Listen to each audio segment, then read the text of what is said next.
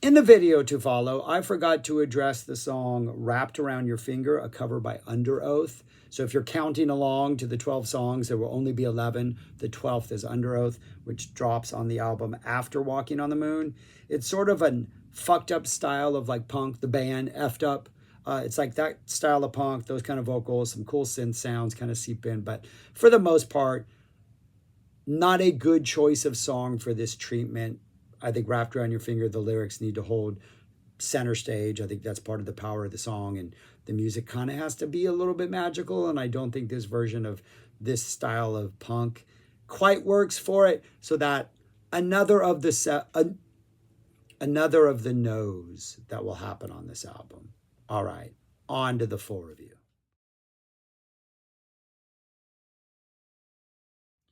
What's up, people? I'm Shaggy, the opinionated hippie, continuing my deep dive into covers albums. Today I'm going to discuss Policia! Exclamation point in the front, which my keyboard on this thing doesn't have. Exclamation point in the back, a tribute to the Police. I'm doing a deep dive into covers albums because historically in my own personal listening, I don't like covers albums. I appreciate a good cover song live. I think My Morning Jacket does an excellent job. Drive By Truckers. I think there's a number of bands who incorporate like covers into their like live sets that enhance the live experience. I've never really been a big fan of covers albums, so I'm trying to listen to as many as I possibly can in all kinds of versions, and then I'm going to rank them and find the good ones. And I have found a couple good ones. So the one today kind of further confuses me, like as someone who obsesses over music to probably a degree most people don't. And the people watching this channel probably do, otherwise you wouldn't be watching me rant about it. I think covers albums are worthy of intense conversation and debate. I see the value, I see the ways all over the map, and I see the value of some of covers in like not a live form, but in like a recorded form on this album. It's not the best album. It's going to rank somewhere near the middle of the list when all is said and done. But there are a number of songs on here that like made me appreciate what a covers album can bring to a listener. This was put out by Militia Group, a recording company out of Long Beach, California. It's mostly like indie bands that were probably more regionally big than they were nationally big. By far, the biggest band on here is Fall Out Boy, Fallout Boy, a pretty straightforward but still Fall Out Boy stamped version of Roxanne that I think absolutely works. Other than that, it's all bands that, you know, probably are all just better regionally known, and unless I missed some big hit that one of these bands had that I didn't know it was them.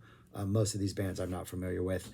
I think overall, this was released in 2005, but I think the overall sound of it, like I was trying to think of what straightforward rock bands I was listening to in 2005 and whether that was even a thing. But a lot of it reminds me more of like a 90s indie rock vibe. Like I think a lot of these songs, these versions of these songs maybe could have been like 90s rock hits. Like to me, 2005, there was the MGMT Psych Retro phase. There was like the Phoenix Dance phase. That might have been a little later. You know, MMJ was getting big. Drive By Truckers were getting big. Radiohead was, you know, the Kings. So it's weird to think of something that's as straightforward rock as a lot of this is. So that's why, to me, it has a 90s flavor to it. But it works, a lot of it. 12 songs. I think there's a good mix of deep cuts and hits and things you might expect. I would have picked, if I could curate the songs that the bands did, I probably would have curated many different songs that are on here. But some of them are good, some of them are surprisingly good. Opens up with King of Pain by a group called Branston. Synthy little intro that promises something that doesn't quite deliver, almost like this weird like it's going to be something a little more techno driven, and then the piano comes in and we get a pretty straightforward version of King of Pain. This just feels like it's at a slightly faster tempo. Some like guitar indie rock energy comes in the middle, but I don't think it does anything to distinguish itself from the original. So that's a no. I'm going to give all of these a yes or a no, 1 or 0 points, and then the overall ranking will be a percentage of points versus, you know, divided by the album tracks. You'll see that at the end. It will make sense. The second track is Roxanne, which I think works. Sounds like an emo, power pop, punk, Police song. The energy is good. It's pretty straightforward. It's got some nice heavy little musical oomph in the end.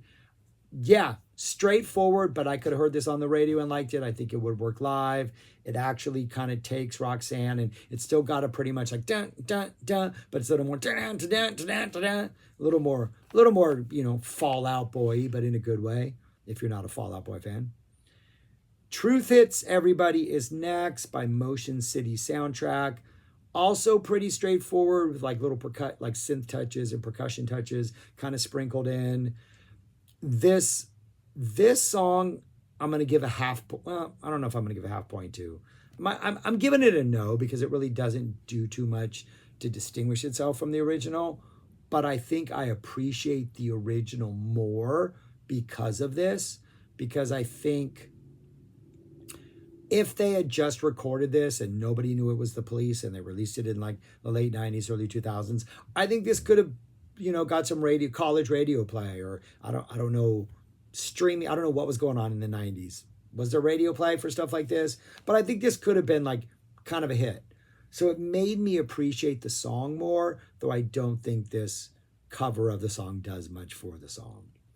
Next is Synchronicity 2 by a band called No Motive, no E at the end of Motive. The best part of this, no, that's the next. It's not this song. It's a song later on. Pretty straightforward. Oh, yeah. But also the best part of the song is that they keep the best sort of the original, which is that little guitar lick right before the verse. That's still in here, which is pretty cool. Other than that, it's just kind of like got busier guitar energy. Otherwise, it's a pretty, like if I saw this band No Motive live and they dropped this song in the middle of a live set, yeah, that's awesome. But this, I don't know. I'd rather listen to the Police. Then we have a number of tracks in a row that absolutely are fantastic. Some that deviate quite a bit from the original, some that kind of stick closer to the original, but the energy is just fantastic. So Lonely, which starts off slower. It's got a more acoustic vibe to it. There is some electric guitar that comes in. There's an electric guitar solo that's pretty rough, but like the foundational core is acoustic. And it almost feels like it's a whole new vibe to the song. You recognize the lyrics, but hearing the lyrics sung in a different manner, in a different voice, with like a slightly different sort of rhythmic tempo to them is fascinating. And I think it makes the lyrics really stand out. And while ultimately I think I prefer the original version, that would be like a top 10 Police song for me. This version of So Lonely I think is really cool. It really works. I see this could have been a hit in like the late 90s. It's almost like if Jack Johnson did something with like a rock band and that was the collab, and you got some little, Jack Johnson singing on this Summer's Day energy with this nice guitar, indie rock energy. Really like it. I think So Lonely is a really good piece. Next to You is, that's by Limbeck, group called Limbeck. Next to You is next by Big Collapse. Pretty straightforward, but there's a lot more guitar noise throughout this. Funky little middle jam is great. The energy is absolutely fantastic. This is another song where it's like pretty true to the original, but the energy is so good that it absolutely works, and I really like it. Next, we get a cover of Murder by Numbers by a group called Maxine. A little more to the drums. There's much more electric guitar energy here and like little musical sections. It's fun. It avoids sort of a big drop into a chorus. It really seems like the verses were set up when we got to the chorus, it would be like, it's Murder by Numbers one. Like we could have gone bigger, but they don't do that. They kind of almost bring it down a little. And the first time I listened to this, I was like, I kind of wanted the big drop. But then the second time I listened to it, I was like, okay, that's pretty cool. And then when they go back into the verses, which have this little more funkier vibe to it, the verses then stand out. So I thought this was pretty good. And then when we go to the second verse, there's, I don't know if it's a synth sound or an actual bass, but there are these low bass tones that kind of lurk throughout the song that really work. There's some great scrappy guitar energy. Yeah, fantastic Murder by Numbers. I was not expecting this to be topped because I do think that sort of bare bones classic original is classic, but I like this. And then sadly, the last really good song on this album, despite the fact that there's still 4 more after this, is Walking on the Moon by The Pale, I think the Pale Pacific is also a name they went by. Feels like a whole new song. It's almost this synthy 2000s poppy rock thing, almost like a Death Cab for Cutie if they were a slightly harder edged. It works. It's a neat vibe. It feels like a different song. Like So Lonely, like you recognize the lyrics and recognize what it's from, but the overall vibe is different enough to like, this could have been a hit for this band and nobody ever would have known that they were covering the Police. Really cool. Absolutely works.